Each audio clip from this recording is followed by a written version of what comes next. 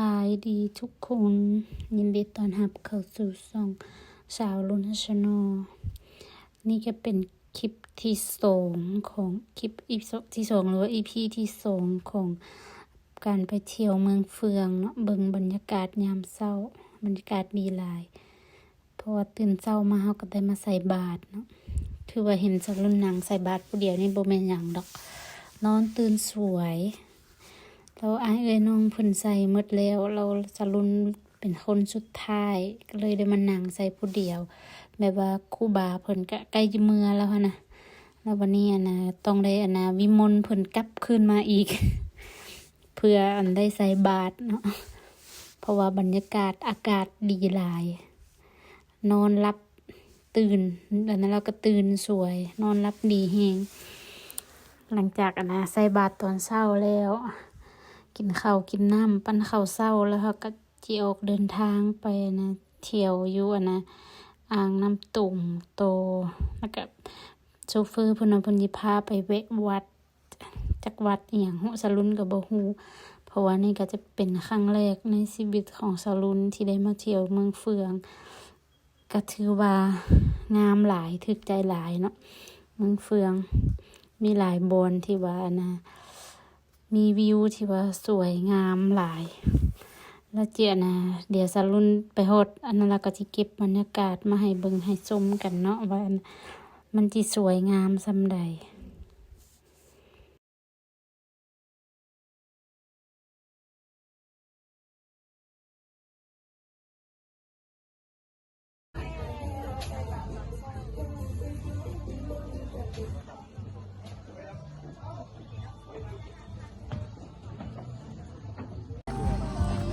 ตอนนี้เขาออกจากเฮือนแพมาแล้วเขามาแวะ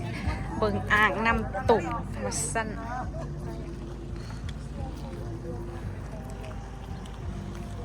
อยู่นี่ก็มีตุบอยู่เด้จิลงไปป่ะ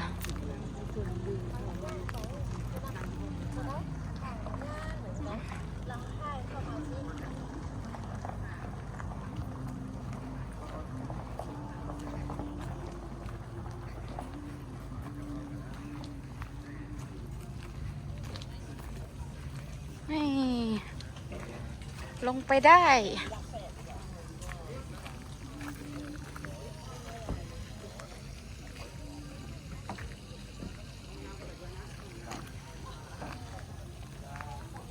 น้ำต้งอ่างน้ำต้งลองอาบน้ำบ่เย็นขึ้นน้ำนั่นบ่นี่นะบ่ทรงเนาะมันเป็นอ่าง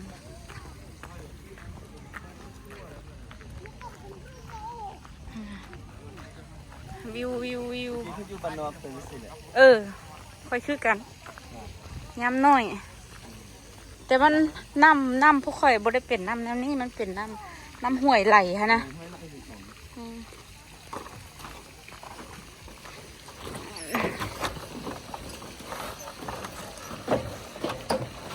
ได้อยู่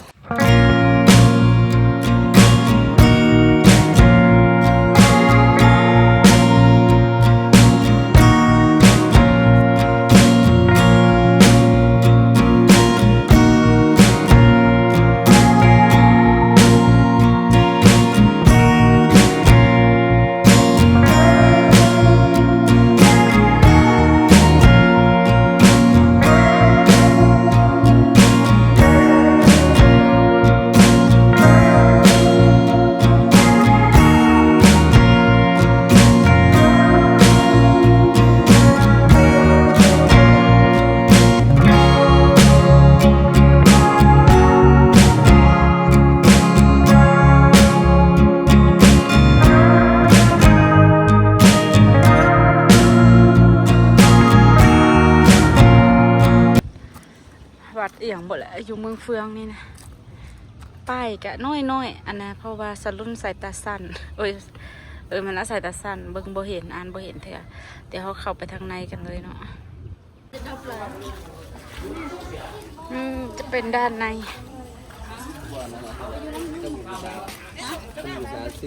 โอ้แม่นวะอ๋อมาบูชาดอกไม้ บูชาดอกไม้ขอบซอยอันนี้เลย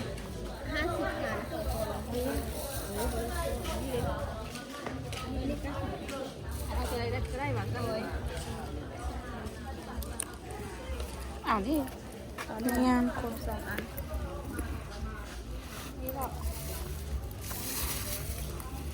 อันนึง10,000สบายดีเด้อ มาบูชาอันนี้เห็นปลาดาวมีละงานใหญ่เอามาบูชาเข้าไปไหว้เขาสั้นไป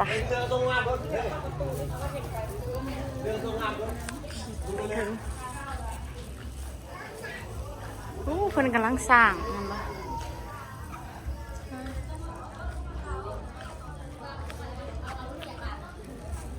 คนกำลังมา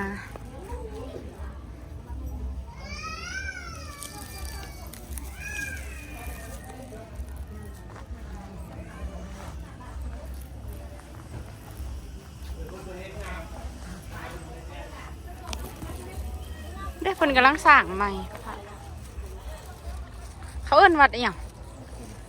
วัดสินไซเมืองเฟืองคู่กับงามนะคืออันนี้อย่างบ่ละ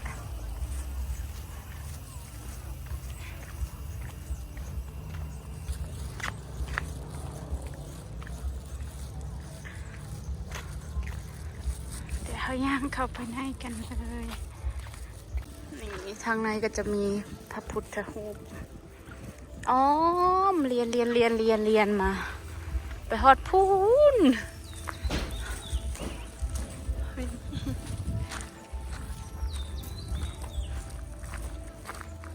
ถ้าอยู่ในพูดหน่อยนี่นะ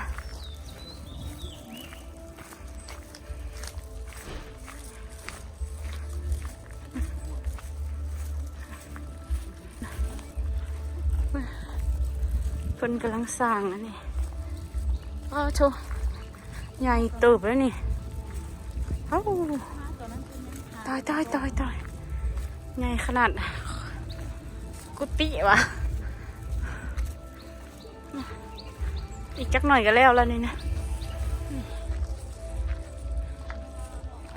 ผู้วัดเดี๋ยวเขาจะย่างเข้าไปในฝนเบิ่งว่ามันจะเป็นยังไงเนาะสรุนก็เคยมาเชื่อทำอิฐบ่ฮู้ทางในเป็นยังไงเดี๋ยวไปเบิ่งน้ำกันเนาะตอนนี้เขาก็ย่างเข้ามาทางในละก็จะเป็นจังซี่เพิ่นมีงาน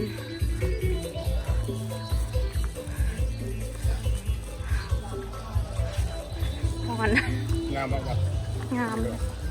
นะวัดบักใหญ่เนาะสั่งอันนี้คือตัวยูโน่นะใหญ่อันนี้ผลมีงานได้ดีเนาะงานอะไรอย่างเงี้ย กำลังบวงสรวง โอ้ กำลังฟ้อนอยู่นี่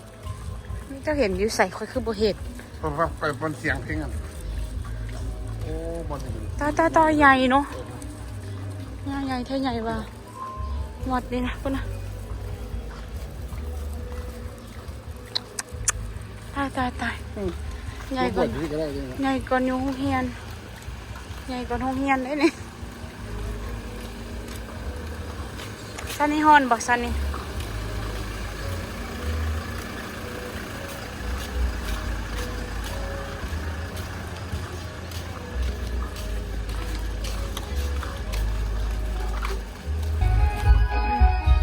เพิ่นมีงานบวงสรวงอีหยังซัมติงจักอย่างนี่แหละ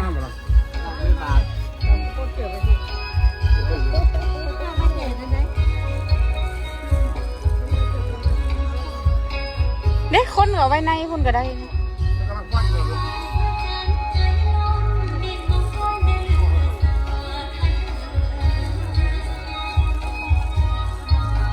ป่ะเอาสิเขาไปทางนู้นไปไหวเดินพรมแดงยางพรมแดง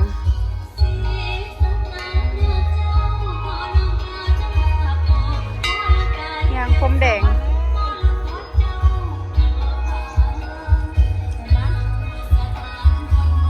ตีได้สมอนั้น ม่ทำอ่ะฉันคอยคือปกติซะนะ แม่พออันนั้นนะ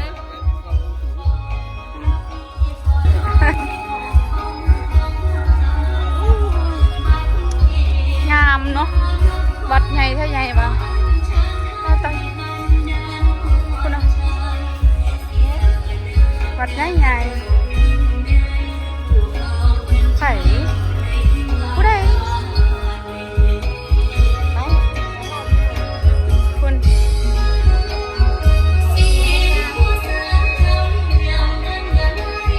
งามขนาด คนงาม แต่วัดนี่งามขนาดเนาะ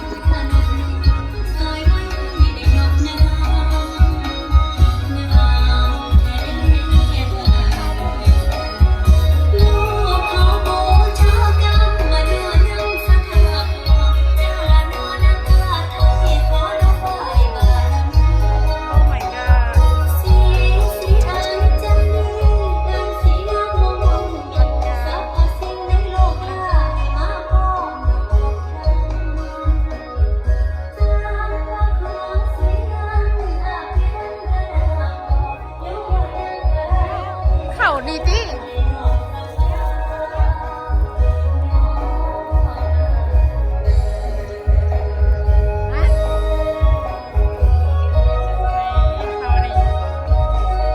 เป็นปูกำแดงมาเลย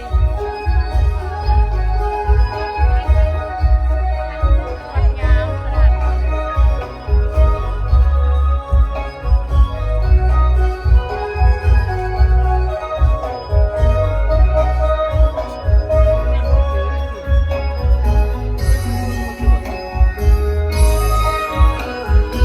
แล้วละ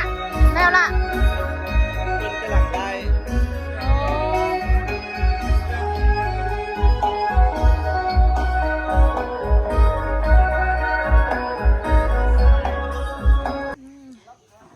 สวยงาม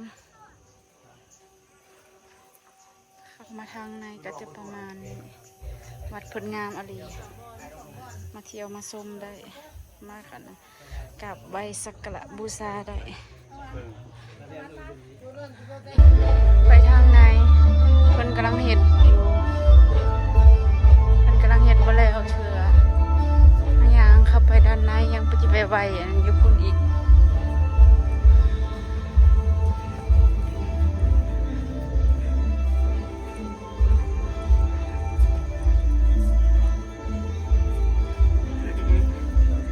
ขออนุญาตถ่ายวิดีโอเด้อโอ้ได้เพิ่นมีเสียงที่สร้างในที่แบบ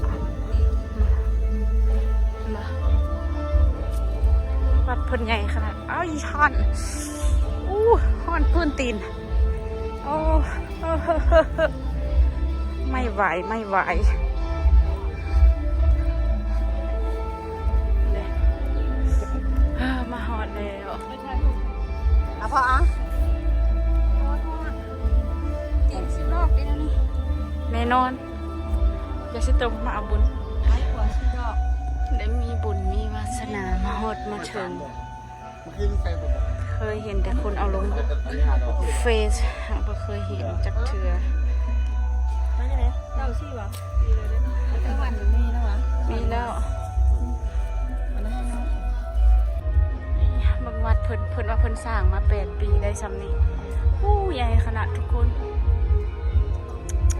สะอ่อนห่างก็ไม่เห็นห่างก็ได้มาเห็นเป็นครั้งแรกในชีวิตตายวัดใหญ่มาก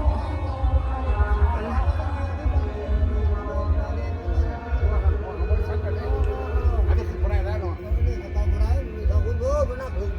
โอ้ ขึ้นไปสุดห้อง ขึ้นไปเราขึ้นมา ตาย เขาไม่คัดเนี่ยหรอก งามขนาด นี่อันนี้ก็จะเป็นด้านในเพิ่นกำลังสร้างก็แล้วเถื่อฮอนขนาดมึงไม่ใส่แบบว่าบ่ใส่เกือบแล้วก็ยางอันนี้นะฮ้อนทุกคน ไปเอาบันนะ น้ำปักตีนไป ครบละวันนี้มาไหวครบละ